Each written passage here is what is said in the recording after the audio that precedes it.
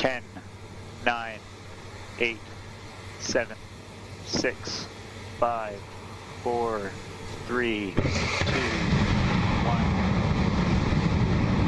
Liftoff.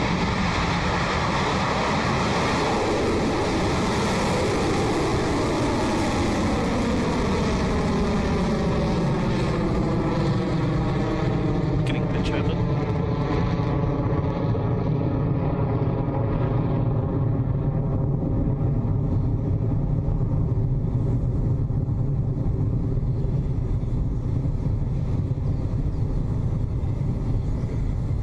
Stage 1 propulsion nominal. T plus 35 seconds and counting, and we are well on our way to space. Our 53rd Electron rocket has taken flight, and it's headed to orbit with its payloads for CNES. Up next, you'll hear the call from max Q, or maximum aerodynamic pressure, the point in flight where Electron experiences peak structural load. The GNC operator on console will give us the call that max Q is approaching, and then we'll hear for confirmation that we have passed through that gate.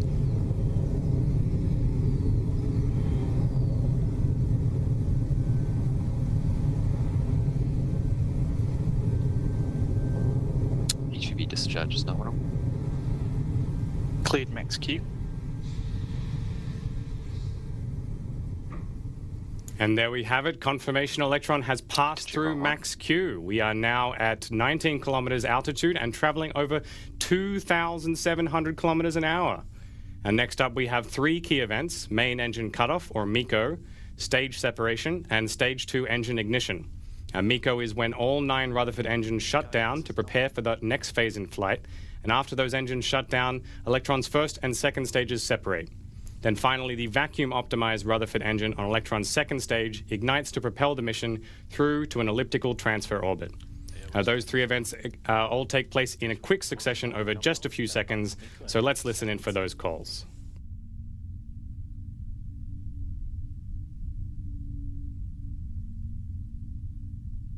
"15 seconds to staging." Entered burnout detect mode.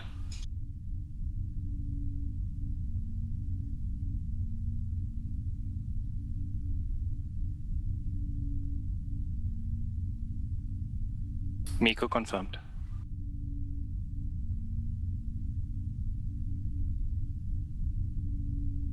Stage separation confirmed. Stage 2 ignition confirmed.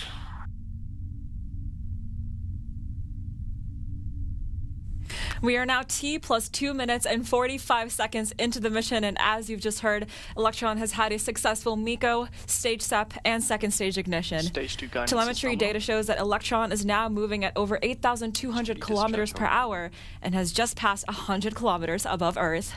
Up next is fairing jettison, when Electron's nose cone, which is protecting our payloads today, will split in 2 and fall away. We might see this happen on screen, so let's keep an eye out for that. Fairing jettison succeeded. And that was the call out for fairing jettison from Mission Control, exposing the payload to space ahead of deployment. Stage 2 Electron is traveling at over 8,500 kilometers an hour at an altitude of 125 kilometers, with just a few minutes remaining in the second stage burn.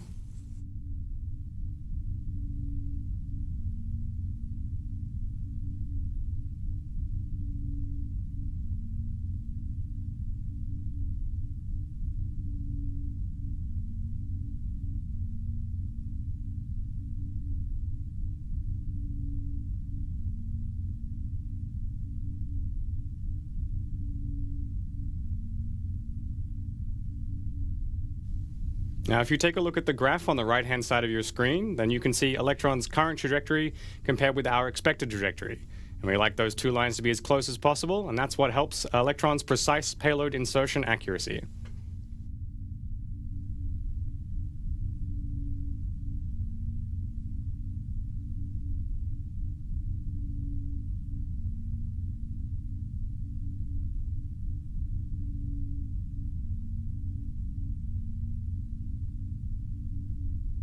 HV discharge nominal.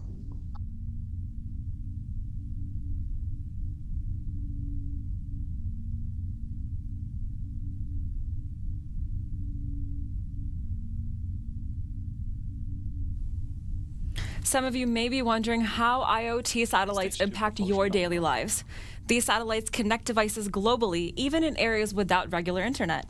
In day-to-day life, this means you can track deliveries worldwide and carry out credit card transactions, even if you're stranded in the middle of the South Island of New Zealand.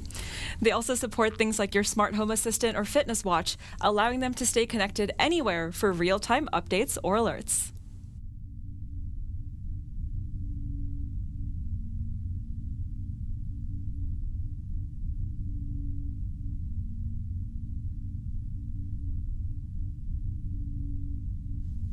Now, one of the things that sets Electron apart from many other rocket designs is the use of electric pumps in the Rutherford engines. And those pumps Guidance are powered is by nominal, batteries, 200 which seconds deplete in remaining. power throughout the flight.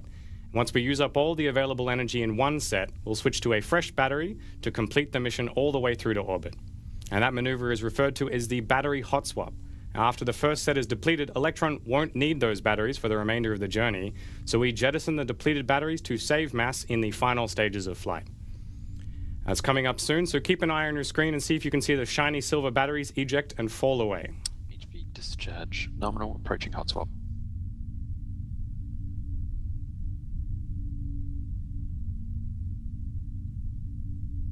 Throttling down.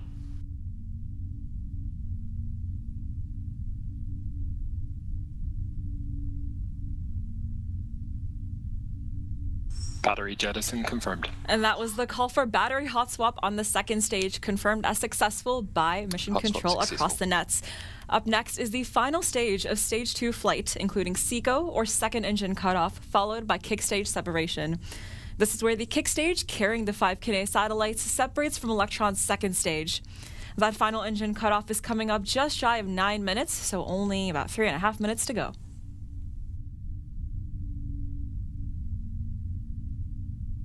Stage 2 TSS propulsion saved. holding nominal.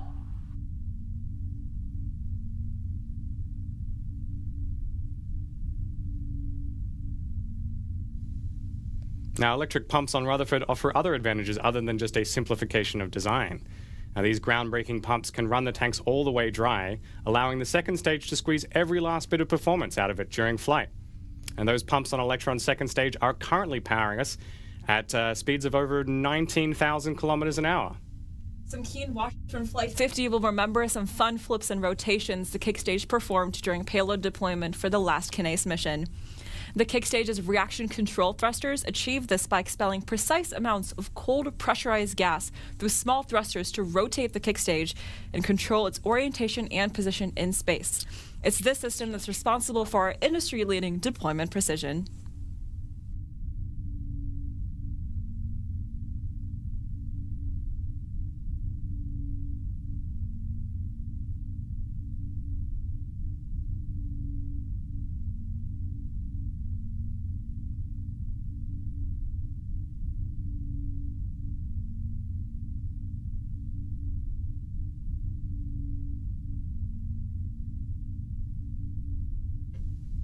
It's now T plus 8 minutes 18 seconds, and we're fast approaching second engine cutoff.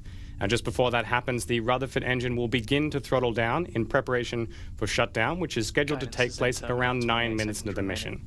So let's listen in and wait for that confirmation.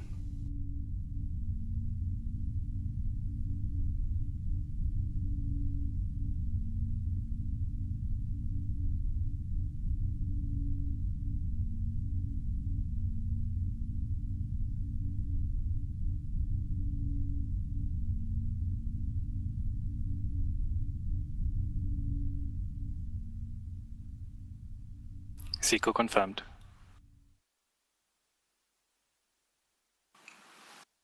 Stage 3 separation confirmed. Nominal transfer Great news orbit there from achieved. Mission